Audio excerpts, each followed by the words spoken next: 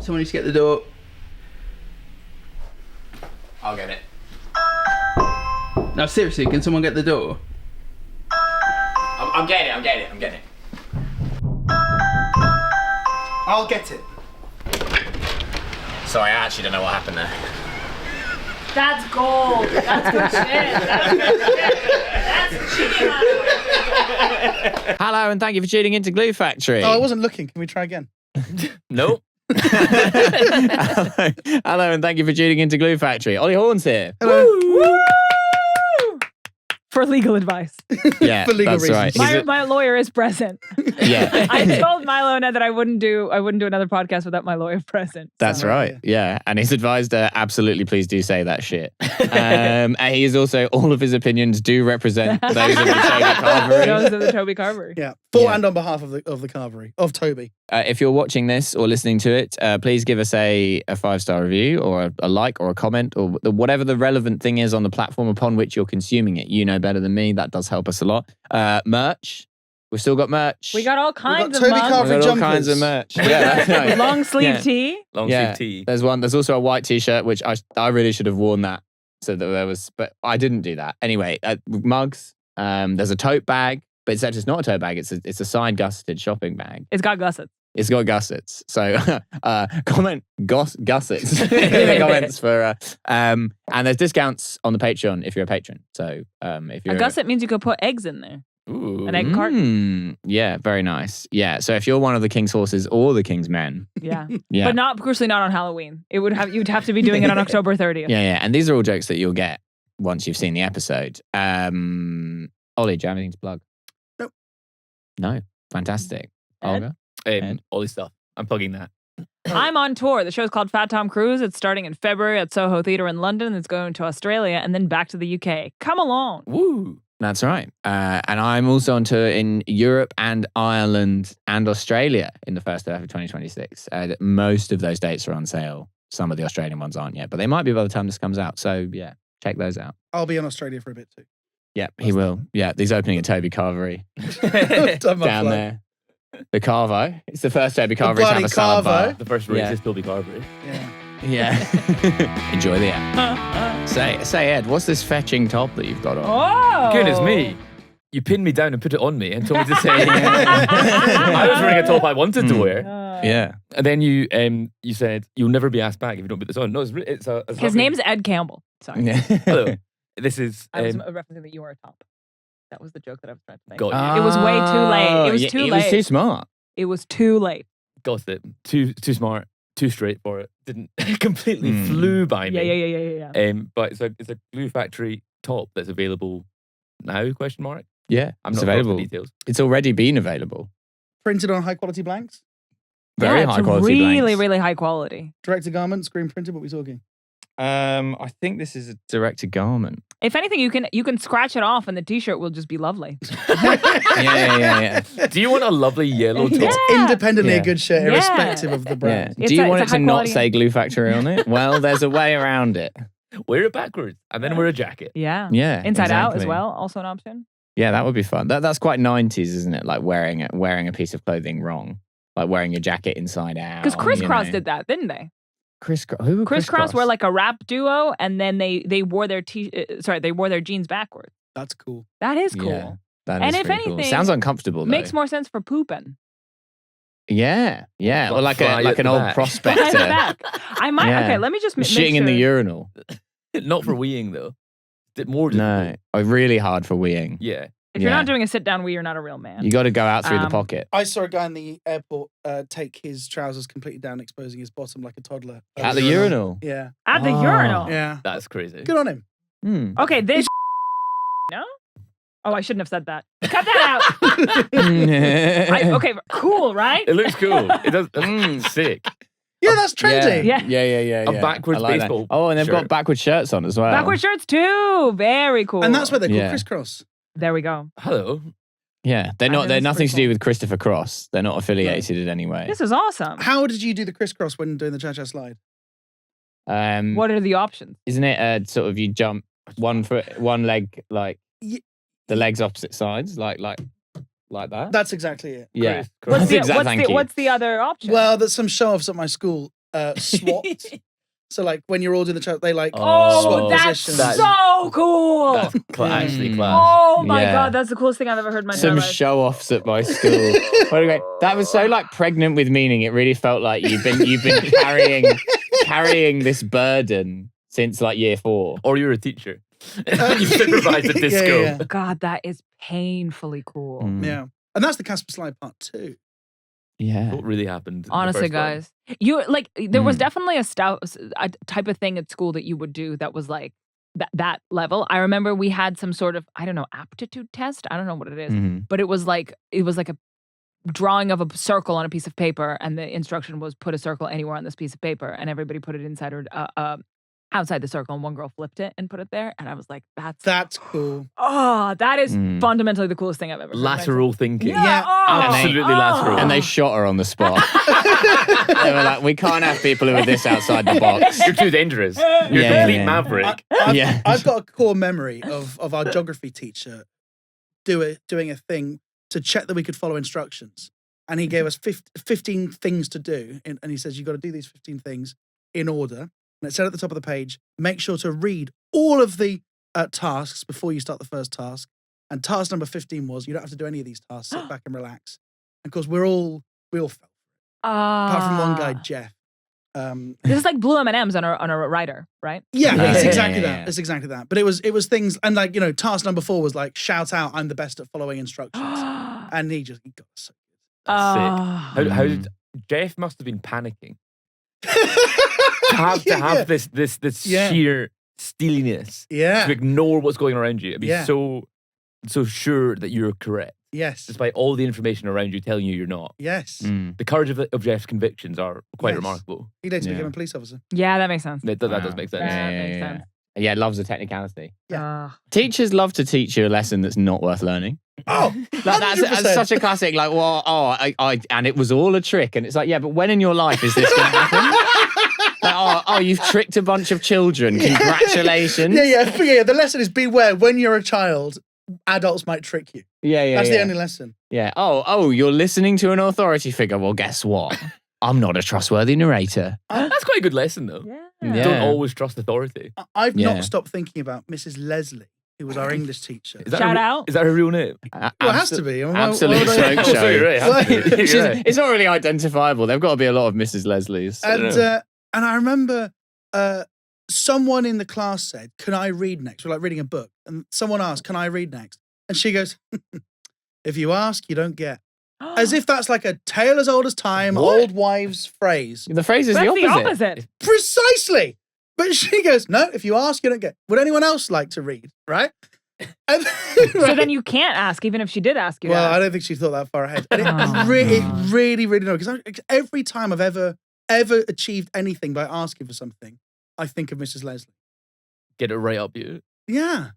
Oh my God. Every time you have sex, you're like, another one in the eye for Mrs. Leslie. Yeah. Not literally.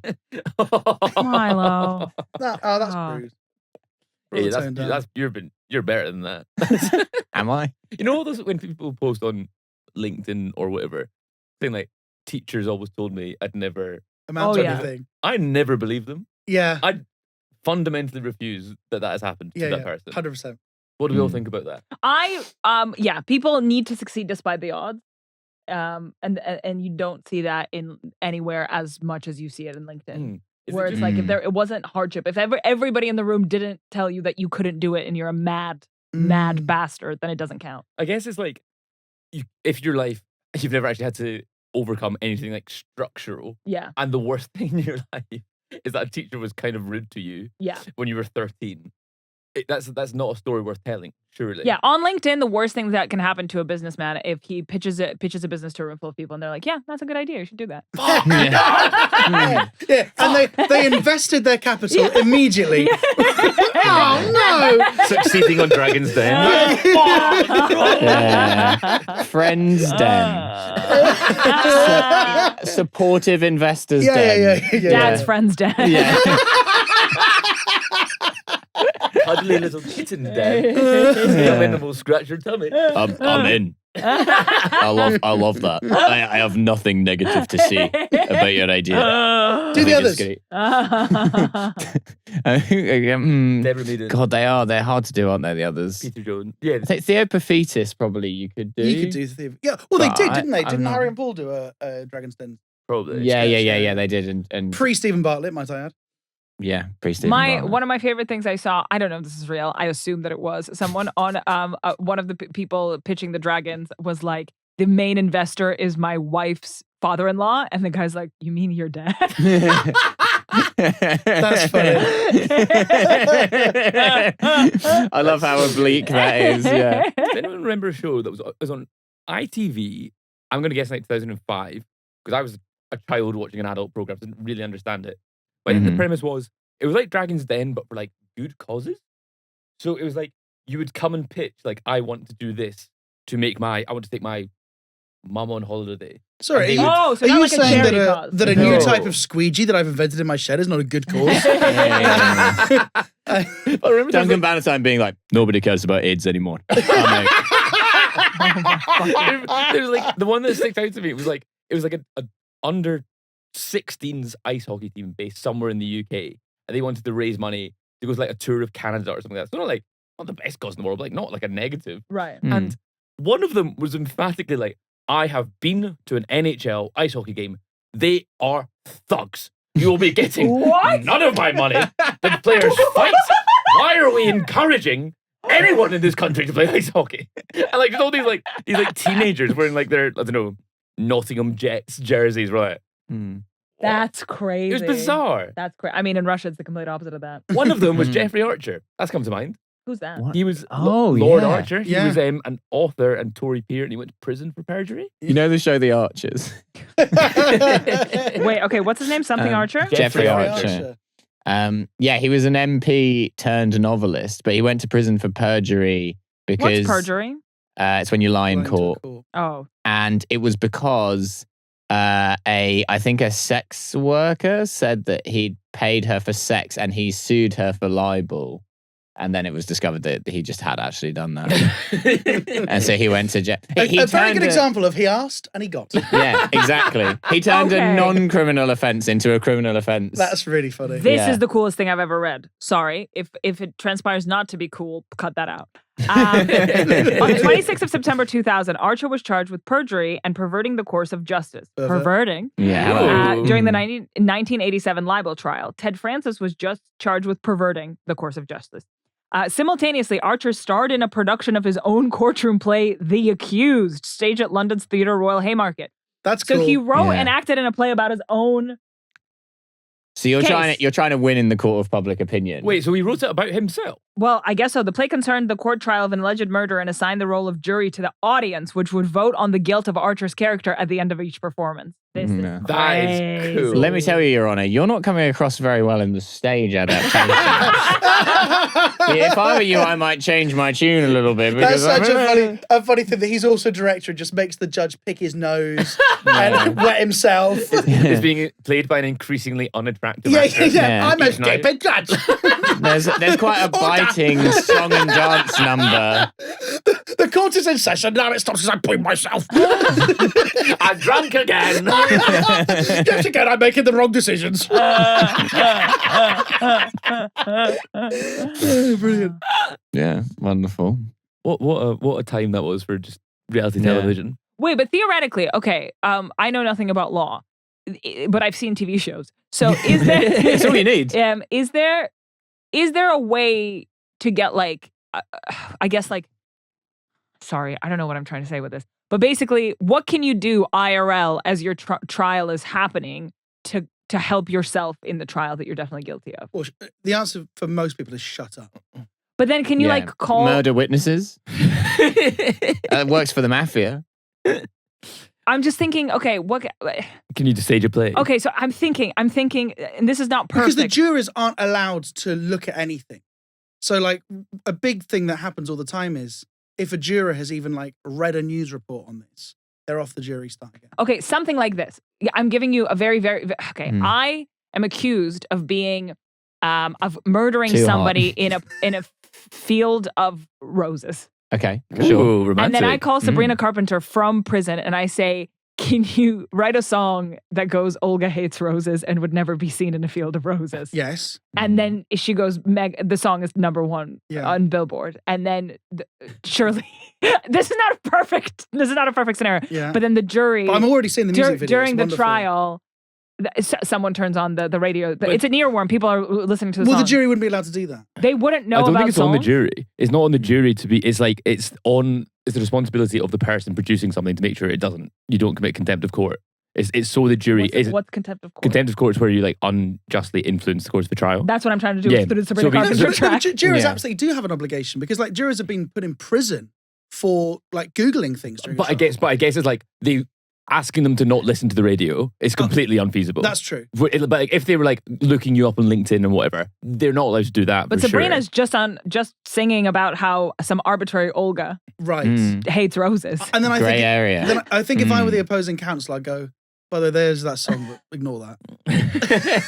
It's not even really explicitly about her, so it might be. I, mean, I don't really know how. But also, while there is a song saying she'd never be in a field of roses, here's a photo of her in one with the murder weapon and the Always allergic to confession. roses. Yeah. Well, it might work. Okay. But there's also like, I think in the kind of the media environment that we all live in, it's kind of impossible for people like But that's literally to get fair trials in some cases. Well, thank Like- goodness we're removing jury trials then. Yeah. But if you think about like, I suppose this happened in America, so it's not really applicable here. Like the guy who killed Charlie Kirk Yeah. or whatever. Well, Allegedly. allegedly killed Charlie Kirk. Allegedly. Of course. Unbelievable. But it's pretty impossible for him to get a fair trial because everything was consumed and Yeah. distilled on social media. Well, I mean, isn't that what happened with Johnny Depp? The only reason he's innocent is because his counsel just like flooded YouTube with those Yeah. with those insane, very biased videos, and Yeah. that was proven that like he spent like so much money on just Yeah. flooding the algorithm. And then it does make you wonder that if you do then find 12 people who have not seen the news for these major stories, you do wonder whether they're going to be the best jury anyway. Right? 12 really old people. 12 well, I think old people Old read people the news. love the news. Yeah, that's Old one of their people love hobbies. the We need news. people with dementia. Like I did see the news, Forget but the I news. We need the forgot. illiterate. No, you know who doesn't watch the news? Like teenagers. Anybody. Oh, Like, you know how yeah. you sometimes listen to conversations on Love Island and they're like, they have no idea who's prime minister. Yeah. Those are the people you want on your jury. Yes. That's Yeah. more people than you think, to be fair. Yeah. Yeah. But No, it's like when I was 17, I didn't care. Yeah.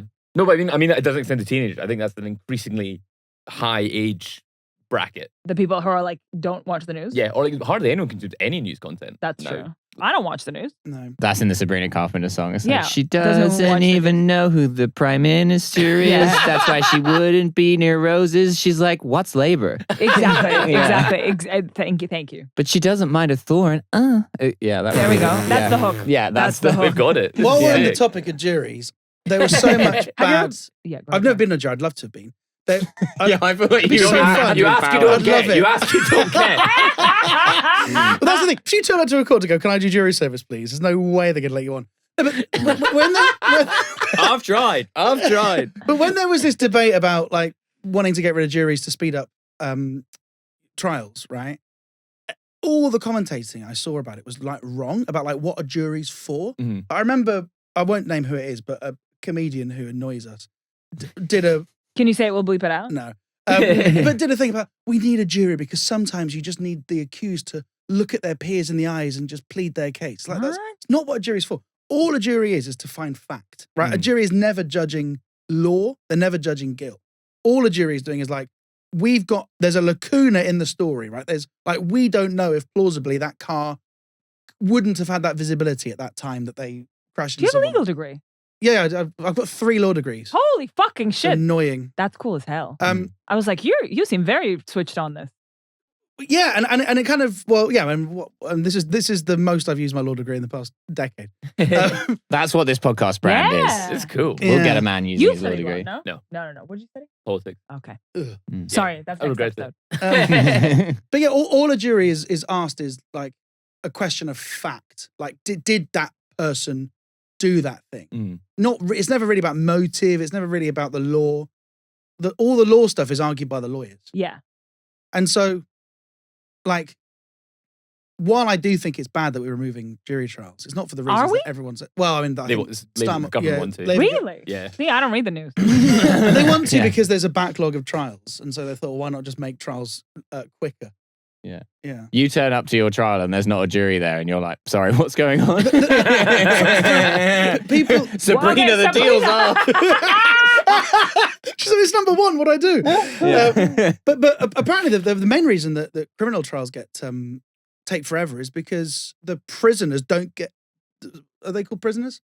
People that are the accused who are like People in on custody. remand. Yeah. I don't know. They it just takes them forever to get to the courts because it's all been organized by private companies, normally Serco or G4S or something, and they just loads of days when they just go, we can't do the trial because they're not here, we don't know where they are. Van didn't turn up. Jesus. Like, it's all to do with like outsourcing and cutting corners. It's never to do with like the thing they say it's about. Oh, bloody Wait, politicians! the van to bring the accused over. Yeah, so like so What? so let's say they're locked up and they need to be brought to the court. Yeah. And then they can't because like the van went to the wrong place or something. Addison Lee. Apparently that happens all the time. That's crazy. Yeah. They're phoning into your trial, going like, "Sorry, I'm stuck in traffic. I'm in an Uber. It's a bit of a nightmare." There was a Pricing. surge. I didn't want to get excited. Yeah. Hello, glue sniffers. Do not adjust your sets. It's a bit of mid-episode Milo because we forgot to promote the live show that we're doing in Leicester at Leicester Comedy Festival on Saturday, the 7th of February at, I believe, 6:40 p.m. It's going to be really great. So if you're in the East Midlands, please get a ticket to that. Tickets are really cheap. They're like £10. We're going to put a link in the description. And also, if you come, we have exclusive merch that you can only get at live shows, which are the Glue Factory hats, which you may have seen us wearing. You may have seen some guests wearing them. And the people who were at the most recent London live show got to buy them.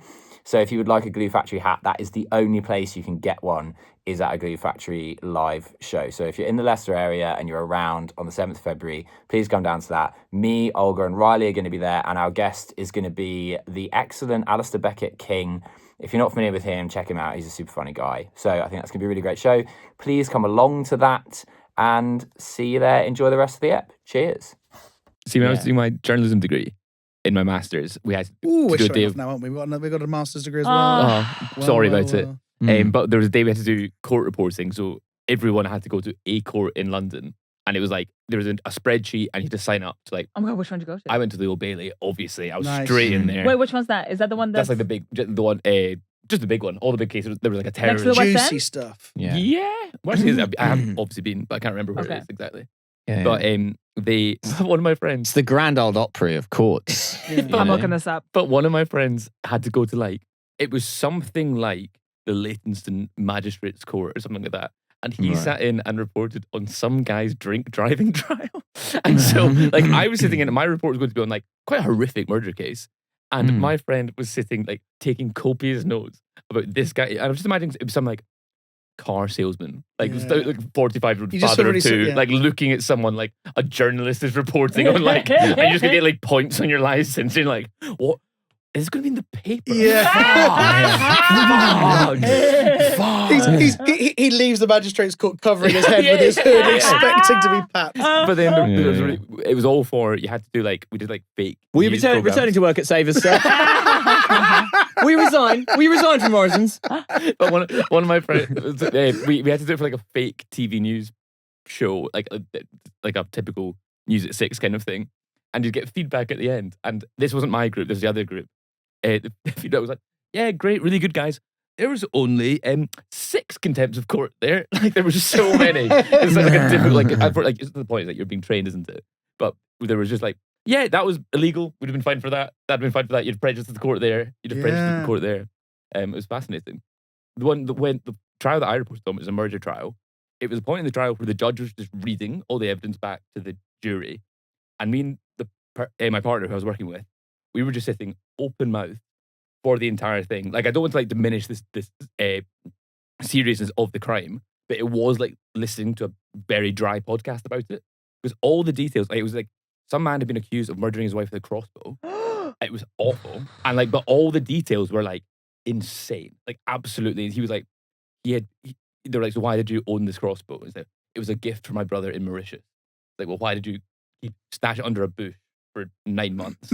He's like, well, I wanted to keep it. because I wanted to give it to him as a gift 9 months after the fact. It was a gift from my wife's father-in-law. Yeah. But we were sitting like, and you can't discuss it like in court. And then we had to go and like film. We're supposed to go and just film something immediately after the court adjourned. And we're like, we have to talk about this for like 3 hours. We went and had a coffee. We just talked about how insane this whole thing was. It was bizarre. Wow. Yeah. Yeah. Ollie, sorry. Well, I was just thinking one of the absolutely insane things that I saw when I was shadowing a barrister back when I planned to be a lawyer was the translator, right, was getting stuff wrong. It was a Turkish accused. No. And then someone else who was like in the public gallery, like went and told the judge, like, she's translating all this wrong. And I was like, this is so juicy. But also I was thinking like how fragile the justice system is. If that person hadn't have spoken Turkish, what would have happened? The translator's like, they love you. This is great. The judge just said, you're one of the most innocent people I've ever seen. No, but it was during his cross-examination. And so, you know, it was so long ago, I don't remember the details, but she was kind of imputing a certain intent. And I'm sure live interpretation is really tricky, right? Like I'm sure, you know, there's a reason why, like in big trials, they have the live interpreter and they also have a translator. So, like, you know, the translator is what's there for the record, the live interpreter is just there to help. But yeah, imagine that. I have so many things to say to that. First of all, do you guys know what happened to Shohei Ohtani? He's the Japanese baseball player. Japanese baseball player in the for the LA Dodgers. He had a translator that's essentially like was like a family member to him, to the point where when Shohei Ohtani got signed by the Dodgers, so did the translator, as like he was on the Dodgers payroll. Right. And so, and then essentially the translator lost it, like gambled away to shit tons of money, pretending he was Shohei Ohtani. The guy's like, strike one, and then the guy looks over at his interpreter, like whispering in the ear. Yeah. But then apparently now that the interpreter, I'm pretty sure, is in prison. But like, imagine being Shohei Ohtani and be like, okay, well, my whole perception of the world was not what I thought it was. Yeah. 100%. Because my key to the reality was a man who was outwardly lying to me to get advantage of me. But that What's is Japanese for gaslighting? He wouldn't know. I should know, shouldn't I? Oh yeah, fuck! I forgot that you speak. Oh my God, Japanese. he speaks. Jesus Christ, this is the most I feel like they're like overeducated it being something like gaslight. It probably. I mean, I forget I speak Japanese. I very rarely need it. Although this is funny. Back to this as soon as we can. The last time I spoke Japanese was last week. I went to Amsterdam, and there's a ramen shop that I always go to. It's run by a Japanese guy above a Chinese supermarket. And God, what a it's a real hidden tense gem, right? Anyway, and so I've been enough times. I've been like 4 times that he kind of remembered me. I always have a little chit chat with him in Japanese. And this time, because it was like the 4th meeting, we went in 3 sentences. I said that was delicious as always. And then he goes, did you like that I made the noodles extra hard for you? Because that's how I like them, right? Extra hard? Yeah, like, you know, like al dente noodles rather than right. soft Okay, ramen. yeah. So yes, I do. And he goes, are you going back to London? I go, yeah, I'm going back to London. And he goes, a lot of Muslims there, aren't there? And I go, oh, here we go. And you forget that when you're having polite chit chat in a second language that, you know, these people, and then he just goes on and on about like, yeah, like I think if you move into a certain country, you got to respect the rules. Like, you know, there's a lot of Muslims in Tokyo now. And I'm like, oh, hey, thank you, delicious. So I think sometimes it's nice to not speak the language. Exactly. Yeah. Yeah. But I don't know what the Japanese for gaslight is. Although, oh boy, what would you say? I feel like there's a gaslighting joke here that I know it, but I'm not telling you. Yeah. So we'll workop it. We'll keep the secret. We'll come back. No, you definitely know what gaslighting in Japanese is. You said it yesterday. Wait, what are the 3 legal degrees that you have? So I did my undergrad in law. English? And I did that in the UK. Then I did a diploma in European law in Paris as part of my Erasmus, which is now back. And then I did a master's in intellectual property law in Japan. Oh my God. In Japanese, yeah. So is it Japanese intellectual property? Yeah, well, yeah. But I mean, I did it more legal philosophy. So it was like, did you do the bar anywhere, or like are you? No, I never did. I started, but then I just. So you're like at the same level as over. Kim Kardashian, legally speaking. Would you Yes. say? I would Okay. say so. Cool. And you should see this guy's ass. Yeah. Absolute shell. I'm so sorry to hog your legal knowledge, but I have so many questions. Okay. So, for example, what happens? And we've all thought about this. Mm-hmm. Let's say I killed somebody. What does Sure. this brilliant It's really officer do? increasingly feeling like maybe you have Is killed there someone. anything you'd like to say off record? in a field of roses. Okay, so I plead not guilty. You are my lawyer. I come to you and I say, I actually did do it. Are you legally obliged to not lie? Or can you lie with me? There's really funny rules about that. Where basically, your lawyer is actually an officer of the court. And so, like, their duty to the court is greater than their duty to you. So you can't legally go and say, actually, she didn't do it. She was someone else. You can't. You can't tell the court a bunch of lies. But Really? it never normally gets to that because, like, not guilty is a matter often of opinion, right? Because, like, not guilty is a matter of like interpreting a bunch of facts and applying those to the law. So, like, you saying I might say I'm guilty, but I'm actually not. Right? Do you know what I mean? Like, I might think I'm guilty of a crime, but I'm actually not when you apply what I did to the law and all the defenses that I have and all the mitigating circumstances. So just your client saying to you whatever they're saying to you isn't actually like, that doesn't matter as much as people think. Because your job as your counsel is to go, right, tell me all the facts, tell me the truth, right? And then I'll help you the best I can. But it's, it's a bit like if you, if you tell your accountant that you're committing tax fraud, like they have a professional duty to HMRC to, so it's that kind of vibe. What if you know that I'm lying to you?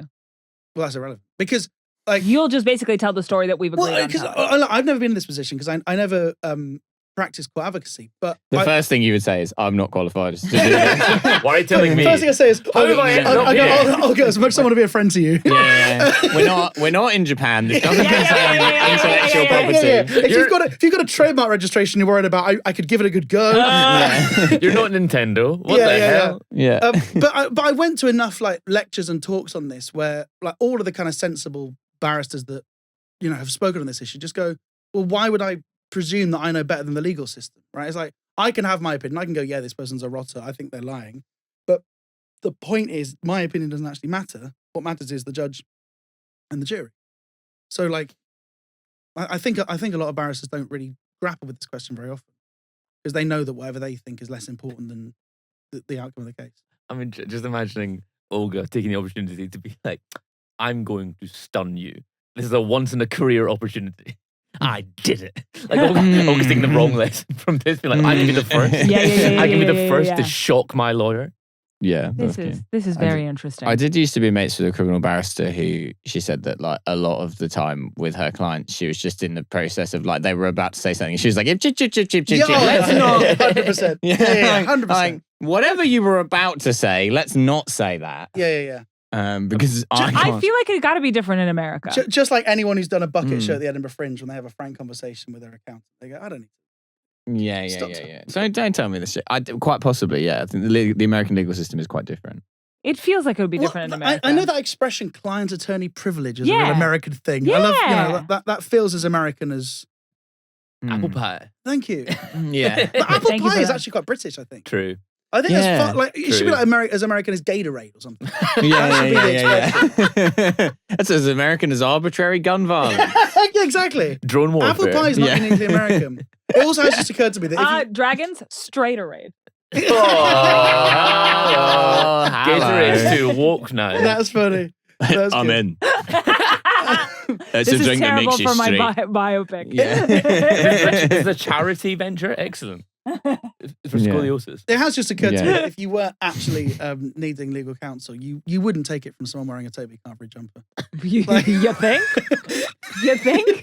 Well, you understand the intellectual property laws loopholes that enable you to wear that. I on bought it this from them. podcast. They made it under Oh, license. did you actually? Oh yeah. I mean, Milo knows the story, but I Do I? well, yeah. It because looks like something you I would made. win if you won some sort of food eating contest at the Toby Carvery. You have to finish the whole carvery. You defeated it. You Like the defeated whole it. carvery. Yeah. Toby versus you. One-on-one combat. They let you in first in the day and they lock the doors and they're like, like when he dies, another man will be let in, and whoever eats the last bit of food in the carvery wins. This man doesn't leave till he develops his own Toby jokes. Yeah, guys, and the like the Toby carvery eating competition guys are sort of gauging like, well, it's normally best to be like 5th or 6th in the queue. Like the first 4 guys are pretty much certainly going to die. Yeah. And then it's between sort of 5, 6, 7. If it's someone really good at 5, you might be able to do it. Yeah. It's like a Royal Rumble. But I'm on the Toby Carvery mailing list. I got a Black Friday offer. Carvery for $6.99. How much is it usually? About $12.99, I think. Oh shit! Okay. Yeah. And so I was.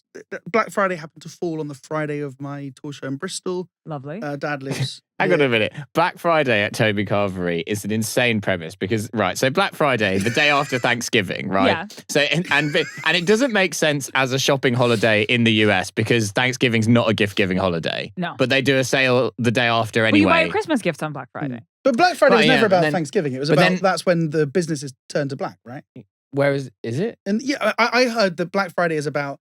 It's the first day when like all of the money the businesses have earned up to that point goes on their costs and their overheads, and it's just that everything from Black Friday. So that's when they start the sales to like get the cash flow in. That's what I heard. Okay. I like this. Interesting. Would you like me to? I don't want to know the But- truth. You don't want to. But what's particularly funny about doing it? So it's funny to do it in the US. It doesn't really make sense to have a sale the day after Thanksgiving because no one's bought anything. But also, it definitely doesn't make sense to have it in the UK where Thanksgiving isn't a thing. It definitely doesn't make sense to have it in the UK. A restaurant that only serves roast dinners. Right. Like, It's the like- one thing that you would surely have had your fill of on Thanksgiving Yeah. Yes. is a gravy meal. And also the point of Black Friday is to get rid of excess stock. It's like just don't cook it then. Yeah, Right, you're you know like, what it well, means? we made too many pigs in blankets.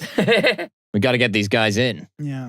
So $6.99. Your Yeah. dad lives close to Bristol. Dad lives close. Yeah, so he lives Stroud. So Toby Carvery Brockworth was the one to go to, and Sponsoring this episode. as made famous by their ceiling falling in a few months ago. That made the Okay. news. Wow, how much Was it gravy 'cause did they make? Was that because of the tree?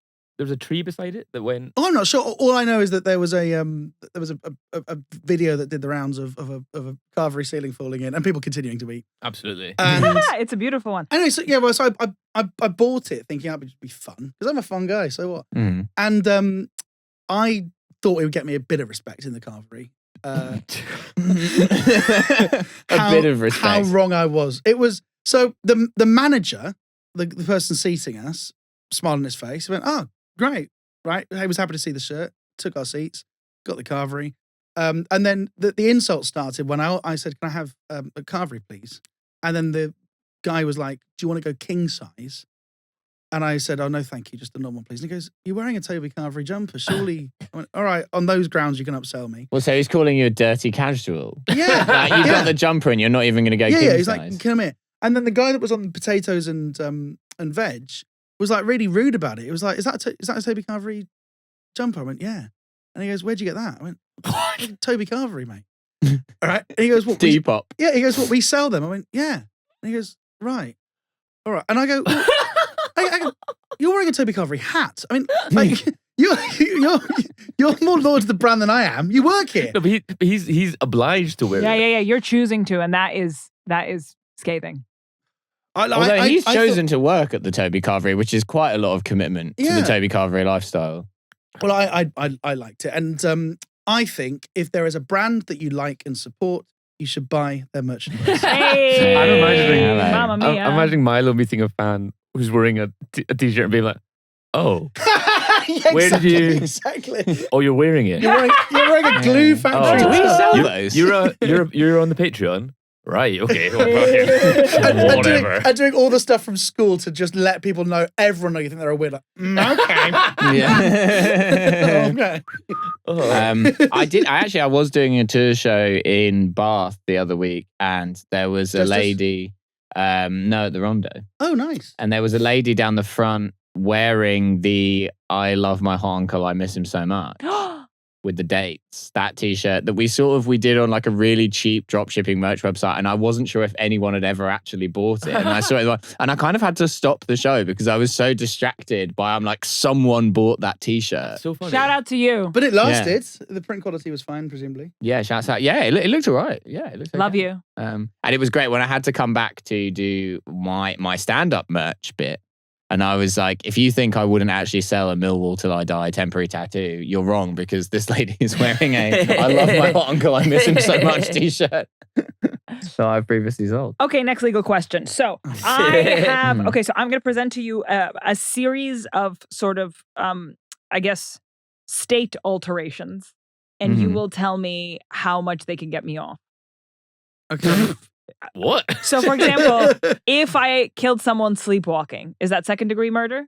Is that manslaughter? Oh, I don't know. I don't think we have the concept of second degree. I mean, look, No, we just have like murder and manslaughter. This has literally been years since I've done this. But if you're sleepwalking, and you did any crime, if I did anything, yeah. So sleepwalking and I insider traded the stock market. Sleepwalking's it's not totally exculpatory, but what it would do is it would mean that you don't have the mens rea, right? Like the you don't have the intent. So I have the girls rea. Very good. Very good. Thank you. That's Sabrina Carpenter's version of mens rea. Girls rea. The point with manslaughter I'm guilty, but I hate men. You don't need to have intent to kill, but you do need to have intent to harm. Yeah. Right? But if I don't have either because I'm sleepwalking. Yeah, but then it could be like reasonably foreseeable. So you could still like, if you knew that you sleepwalked, for example, if you knew that was a thing and you didn't take like precautions to mitigate the risks. I always sleep with a crossbow. But that's why I put the crossbow in the garden. Under the bush. That's why it's under the bush. But unfortunately, sleepwalking me knew that's where it was. I sleepwalked right out there. Or are those machines where like you push like a domino? You wake up, bolt upright, you've knocked over like a chain reaction. Like Rube Goldberg. And then it. And somehow that fell straight into the trolley problem. You're like, oh no! Yeah. Joking. Oh, you're tied to the train tracks and you see the person's asleep making a decision. Fuck! Wake up! I've killed my wife, Grommy. You've got to help me dispose of the body. Who's that? Wallace from Wallace and Gromit. That was good. Loved a Rube Goldberg I'm machine. sure it is. I just saw it. I just watched it in Russian translation. So Yeah. Your Honor, my robotic trousers malfunction. That's good stuff. Yeah. Okay, so essentially, but it would still not be like premeditated, the worst kind of murder. No, definitely not. But my understanding is like most crimes are like never really about like the crime itself, but like the defenses for everything are always like what the law's really about in many instances of law, right? So like a good, like, copyright might be a good example. It's like we infringe copyright all the time, but there's loads of reasons why we're allowed to do that, right? Like we defame all the time. Like to make a man-child sound alike called Girls Rhea. Correct. That's right, yeah. Correct. So like, so it's like, I think a lot of law like falls within the defenses anyway. And there's a lot of legal philosophy about that. Like, it's like, how do you even look at this? Do you say that someone's committed a crime, but they're allowed to? Or do you say that because one of those defenses is active, you can use one of those defenses, there was never a crime to look at in the first place? But yeah, I mean, if you don't plan to kill someone but nonetheless you do something which you could reasonably foresee there would be injury to a person and then they end up dying, then that can, then you can be charged. And there's something, this takes me back, it's called the egg-shell skull rule. I bet someone in the comments who's currently studying law. I've heard of this, yeah. Which is like, you need to take your victim as you find them. So let's say I'm just like clumsy and trip up and knock you over. Yeah. But your head is made of an eggshell. Yeah. Right? You're Humpty Dumpty. You're Humpty Dumpty, right? Yeah. You're sat on a wall. I don't know what you're doing on a wall. Right? But basically, even though that's not foreseeable, you just need to take your victim as you find them. So if that ends up causing you serious injury or death, then that's my bad. Your Honor, my client clearly had no intent to harm. He called all of the king's forces and all of the king's men to their aid immediately. Would a guilty person have done that? All of them. And because it was all of them, there was no coherency in the strategy. Yeah. It was just a bunch of horses trampling on an egg. Sat on a wall, which if I had an eggshell thin skull, it's not somewhere I would be sat. If anything, she was looking to kill herself. Why was it the king's responsibility to look after Humpty Dumpty? Is it an analogy for something? Can't be. Would you like me to look this up? I think it's primary source. Maybe, shall we look it up? I think it's quite interesting. All the The king just absolutely sick, like the advisor. The king's trying to solve some kind of like economic monetary policy issue, and someone comes in, they're like, the fucking the Eggman's fucked. And he's like, what? And they're like, the egg guy, he fell off a wall. And he's like, I'm sorry, there's an egg man? They wouldn't even say egg guy. They'd say the full name, Humpty Dumpty. And they go, what, that guy? Who? Oh, yeah. Humpty. I suppose I do have that legal obligation to look after him. Well, how many men does he need? Like, oh, come on. What do you mean all of them? We're at war with France. And the horses as well? Well, I guess I can't really leave the horses fighting the French without the men. You know, they're not disciplined. What the hell? We're at war with France. Humpty Dumpty. Is that The French would have eaten him. They're on the spot. Anyone called Dumpty? Is that a surname? Humphrey Humphrey Dumphrey. Humphrey The real guy. Also, I was looking at the reviews of the Toby Carvery that you went to, and Rob Meinkin said, slowly getting worse. Oh. Slowly getting worse. Well, at least it's slow. Yeah. Okay, all these people are like, it was a human, then it was a tortoise. A tortoise? Because of the shell. Oh. Yeah. Well, a tortoise would have been fine if it fell off a But wall. also, it's not really clear that he is an Eggman. Yeah, but then it's because it was a riddle, and so you were supposed to guess he was an egg. Yeah. Do you know that shows that, like, isn't there like Ricky Gervais does a routine about this, and his whole thing is like, we don't even know that he's an egg, right? It's like, but that is the kind of like, I think any stand-up that's clearly about something that we all know. I'm not explaining myself well, but like, you can't do stand-up making fun of a thing that's already a joke. There's already a riddle. Yeah. Yeah. I do. There is something odd about it conceptually, though. Where is this all coming? Like, it's such a funny concept for a riddle. It's like, oh well, this man fell off a wall and he broke into 1,000 pieces. What was it? An egg? And it's like, well, it's not a man then. It's sort of like, like, you've just misdirected me. It's That like, well, was it's just apparently wrong. popularized by Lewis Carroll through The Looking Glass and it was a later interpretation of the riddle. Because in the 18th century, Humpty Dumpty just meant short, stout person. Oh, okay. Oh. Some also say that it's a Shorty fattest out of the wall. It's like a body dysmorphia issue. Was that wall perchance by the car park of the Toby Carvery Broadway? Was he sat there digesting? All the king's horses and all the king's men couldn't help Humpty get over his battle with eating disorder. It's binge eating. Oh, guys. Some say it's a cannon. A cannon in Colchester during the English Civil War was called Humpty Dumpty. In the 17th century, it was a drink of brandy boiled with ale.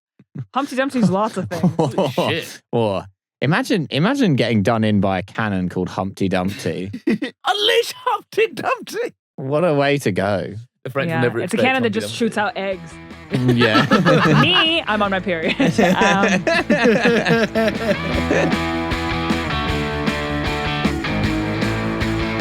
Factory!